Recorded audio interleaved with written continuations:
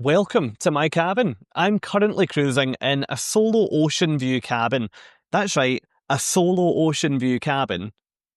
And look at the size of that bed on deck number 5 of the ship.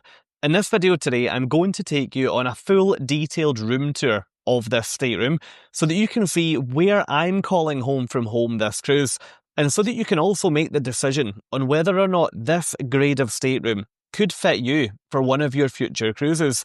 If you do enjoy this video today, then it would be great if you would support my channel by clicking both the thumbs up and the subscribe buttons.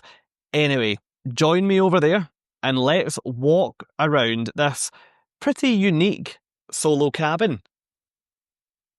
The cabin or stateroom that I'm going to be showing you around today is number 5184, and you'll find this on deck 5 of Norwegian Breakaway. This stateroom is dedicated as a Solo Oceanview cabin. However, this tour should also be applicable to you if you're looking at booking a regular Oceanview cabin. You may find that your cabin dimensions might just be slightly larger, but generally speaking, the cabin should be pretty much the same. When you first come into the room, you'll see that you've got a pretty decent sized cabin, considering this space is for just one passenger. Directly behind the bed, you've got a large picture window, and directly in front of that window, you've got a thick blackout curtain. So don't worry about any daylight coming through at all. They are absolutely blackout.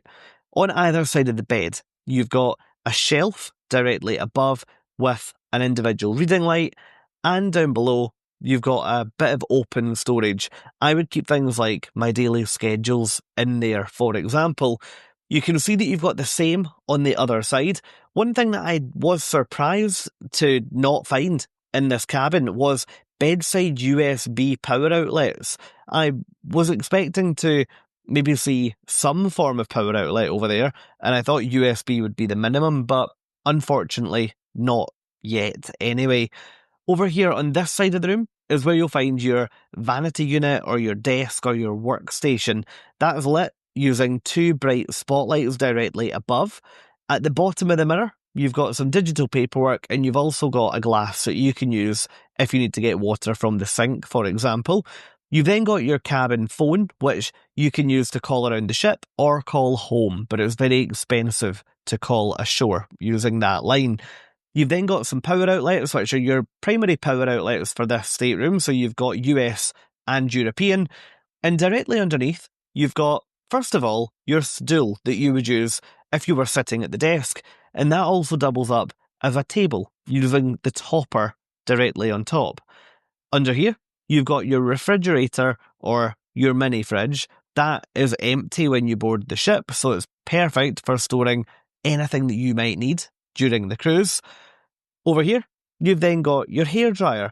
I couldn't find this when I first arrived in the cabin because I was expecting it to be in a drawer somewhere. So yes, just make sure you check under there.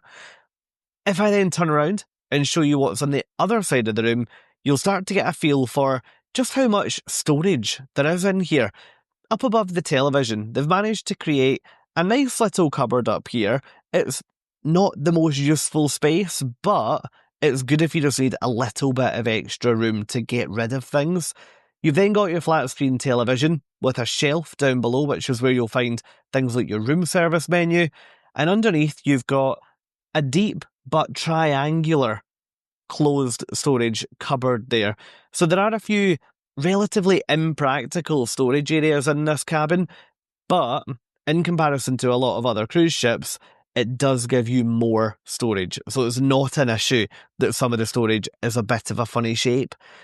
If I now look in the doubled wardrobe, you can see that at the top, you've got a long shelf, and then on the left-hand side, you've got a number of shelves that work all the way down to the floor. You've also got your safety deposit box in here, or your safe. That's free to use. You just close it, pop your numbers in, and then click lock. This safe wasn't large. It would only fit like a passport-sized item or maybe an iPhone-sized item, but it certainly wouldn't fit an iPad or a laptop, for example. So maybe bear that in mind if you're considering travelling with a laptop. You've then on the right-hand side got lots of hanging space that goes all the way down to the ground. So if you are planning to dress up on board and you need to bring longer dresses, for example, that's not going to be an issue at all. Heading over to look at the far end of the room now. On the right hand side, you'll see that you've got two hooks that are permanently on the wall. I think they're great for storing things like hats, lanyards, belts, so on and so forth. You've then got a floor to ceiling mirror on the back of the bathroom door. I'll take you in there shortly. And this is your air conditioning. So you can either turn it all the way down, you can do a power chill, or you can turn it up. Or if you put it in the middle, the fans will eventually turn off when the room regulates to temperature. You've then got the slot for your keycard to go in for environmental purposes. And then up here, you've got your makeup room or your do not disturb signs. And we'll leave that on do not disturb, given the fact that we're currently in the middle of a room tour. But that's how you then notify your cabin steward via a light system outside if you want them to come in the room or not. Going into the bathroom, this I was really, really impressed with. I've been in a number of cabins on board Norwegian Escape, which is a very similar ship to this, and I was really impressed with the bathrooms on there, and these are more or less a direct replica of them. One of the best things is that you've got a shower screen in here and not a curtain, which is great considering the age that Norwegian Breakaway is now. Inside this really wide cubicle, actually, you've got a shower with a detachable shower head. It goes to a really good height as well. You've then got a shampoo and a body wash, which from my experience on this cruise, the quality of them was there. It was really good and nice to use. You've then got a retractable washing line at the top, so if you do need to wash any clothes, or if you go for a swim while you're on board, don't worry, you can hang things to dry in there, no problem at all. You've then got the toilet down at the bottom with some open storage to the right hand side of it, and up here you've got some shelves. I found the bathroom storage in here to be so plentiful. I, as a solo traveller, absolutely couldn't fill that. It was a very, very well-equipped bathroom.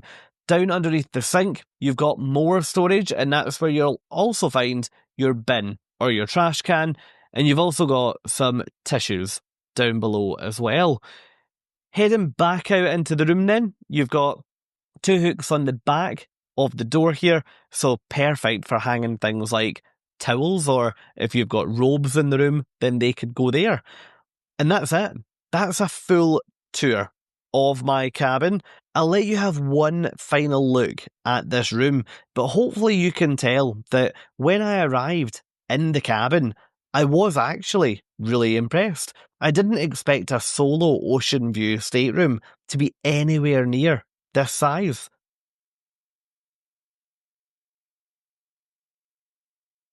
So that's it. That's a tour of my solo outside cabin on board Norwegian Breakaway. Let me know in the comments what you think. Would you cruise in this exact cabin, or would you rather go for a different stateroom type on board? I'd love to hear from you to know what you think of this one. And if you have enjoyed this video, then why not come and join me over in another one? On my channel, I've got so many videos from Norwegian Cruise Line, but also so many other cruise lines out there. Hopefully, if you head over there, you'll find something of interest and you'll find something to watch next. Thank you so much for watching and have a great day.